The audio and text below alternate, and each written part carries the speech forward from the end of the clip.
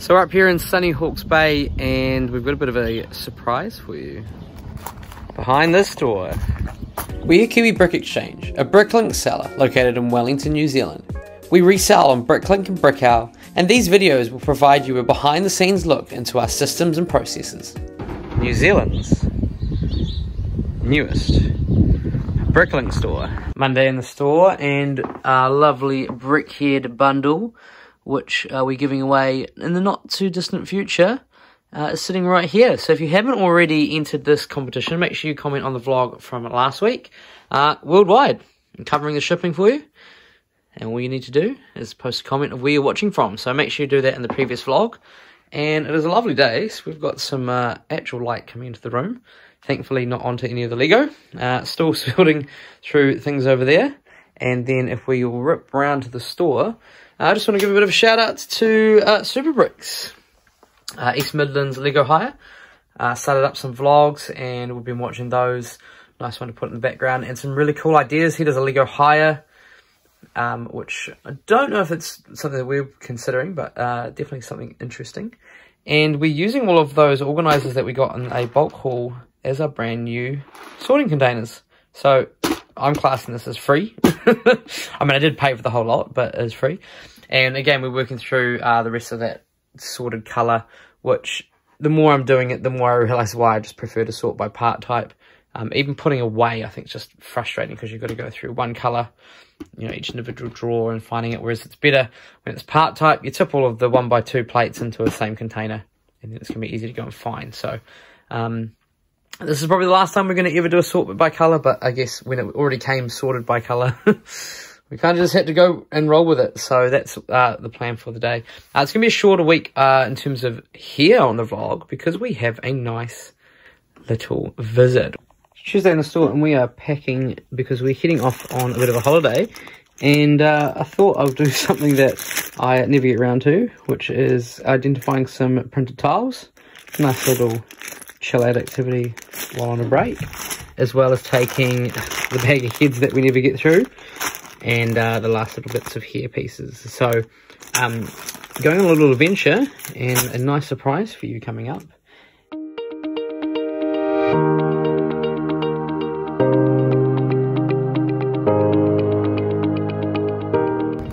Behind this door is New Zealand's newest Bricklink Store. Let's see what's been happening so far. Look at this 4 number code business. Oh my goodness. This, ladies and gentlemen, is the old man's Bricklink Store. He is well underway. We've got some organisers going across the wall over here. We've got, I don't even know what that is, some classic boxes up there. I believe I've been told I can sell those. I think this is a sorting dish. He's out at the moment, so I can basically go where I like. Looks like we've got some bulk Technic. I have no idea what's in these boxes, by the way. This is the first look. Some unopened Harry Potter sets and Rosa sets. We've got a big bulk lot of instructions down there. An opened 76248 Marvel set down there. Some interesting looking sets here. I've not seen these before. Some classic boxes, that's what they are. Some dream sets. We've got some icons ones. Kabuki. Yes, and a small child. We've got some bulk parts here. Looks like lots of wheels. So he's done a very good job setting up. Slowly getting there. The nice part about this is you can see the size that you could be putting in shelves. I mean, this is where a car goes currently, but imagine having this type of space to run a Bricklink store. So I'm a little bit envious, and I've been helping him with the setup of it. Good to see he's got a nice discard box down here as well for non-Lego and other rubbish. Also got some used bricks there. And so he is going to be opening very, very shortly, hopefully while we're up. So we might have that later on in the vlog. So we're just having a look at this box. What was your question? Is it worth parting out first, or I'm just trying to think what's the most bang for my buck if I'm going to open the shop. I reckon that goes as a full piece. Is it all parts there or not? I don't know. I don't. But you know what set it is? I don't know if I've got the instructions. Okay, so it could be going. What is that? Looks like some buildable Ninjago mech.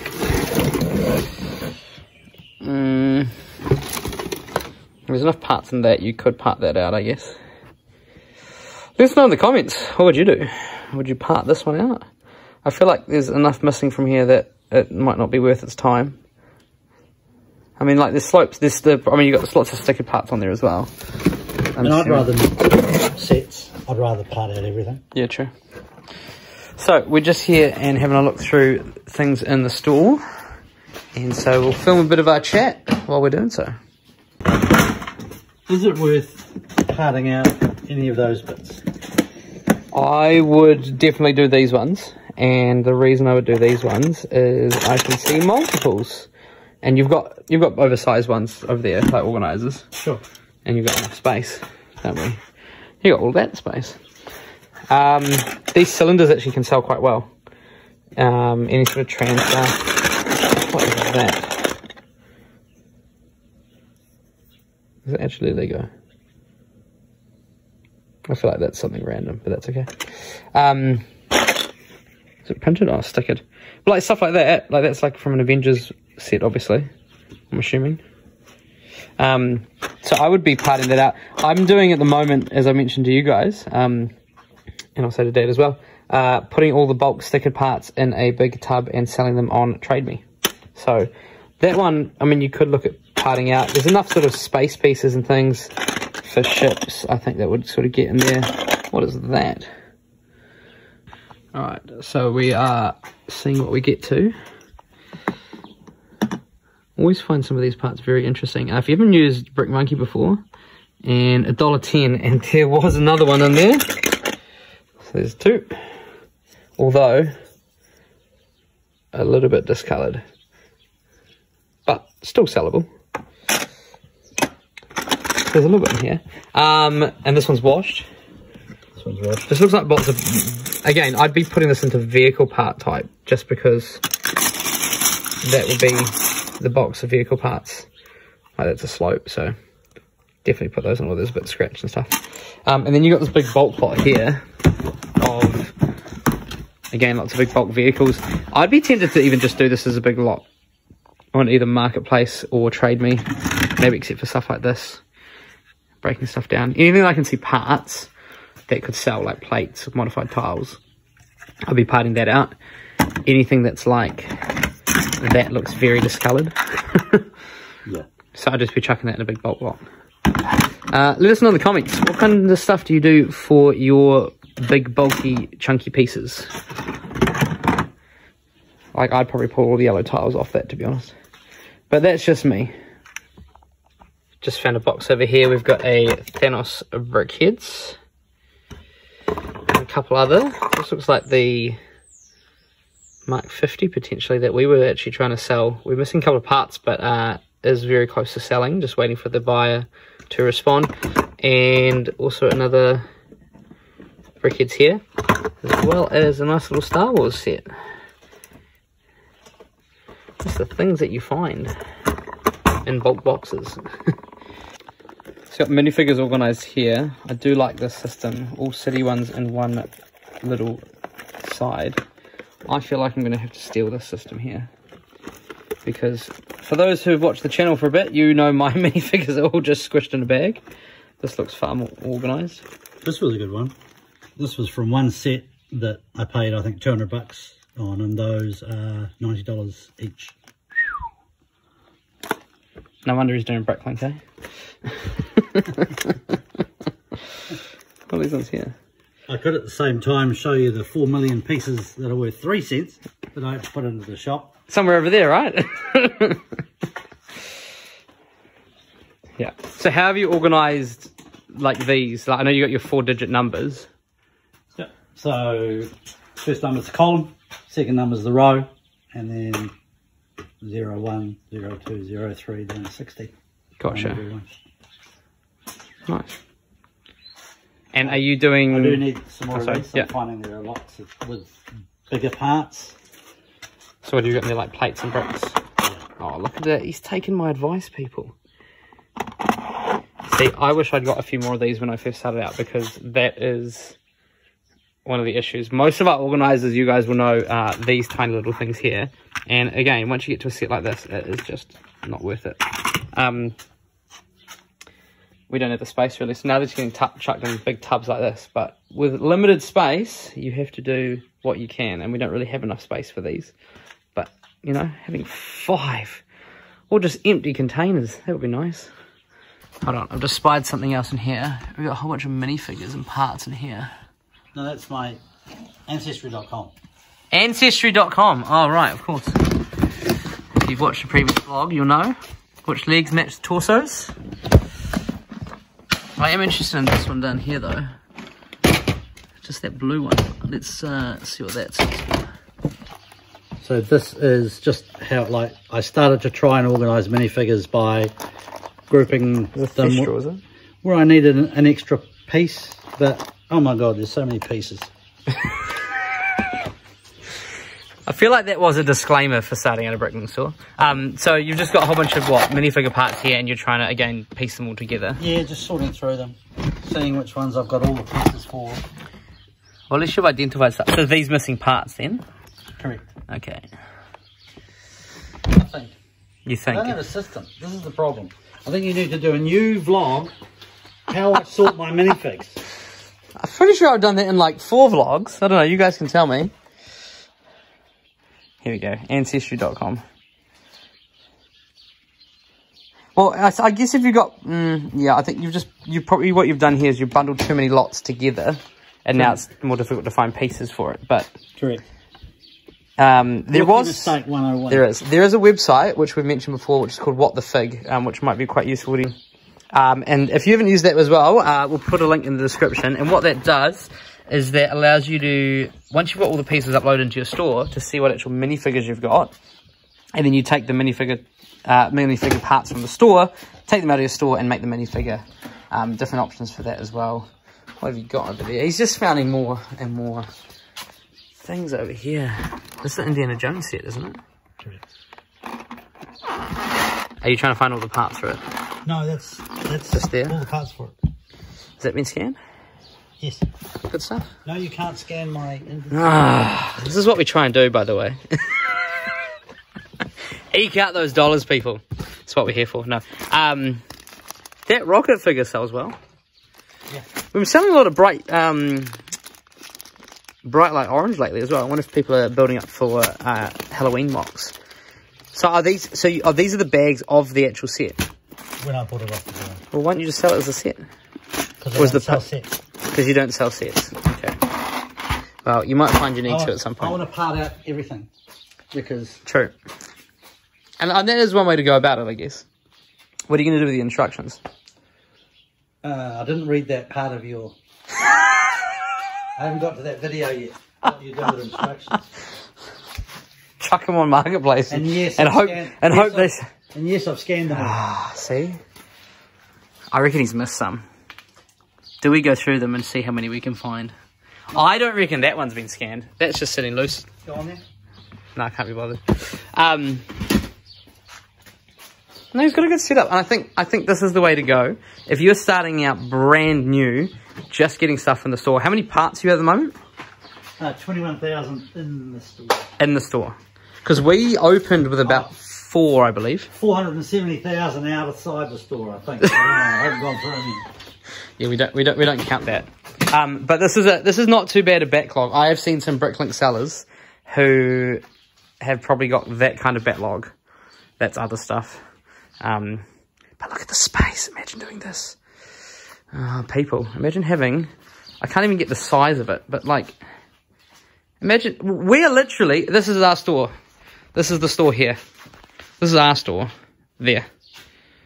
And I've got to fit a desk into it and computers and sorting space. Like, I don't know if you can see the size of this here, but if I come back all the way here, like, I'm having space envy at the moment, people. But no, it's a good setup. And I think if you were looking at doing this, this would be the way to go. Get some nice organisers, make it easy to pick, not too low to bend down, not too high, and just extend along the wall. You just got to, if you just got them bracketed on. Yep. Nice and solid there.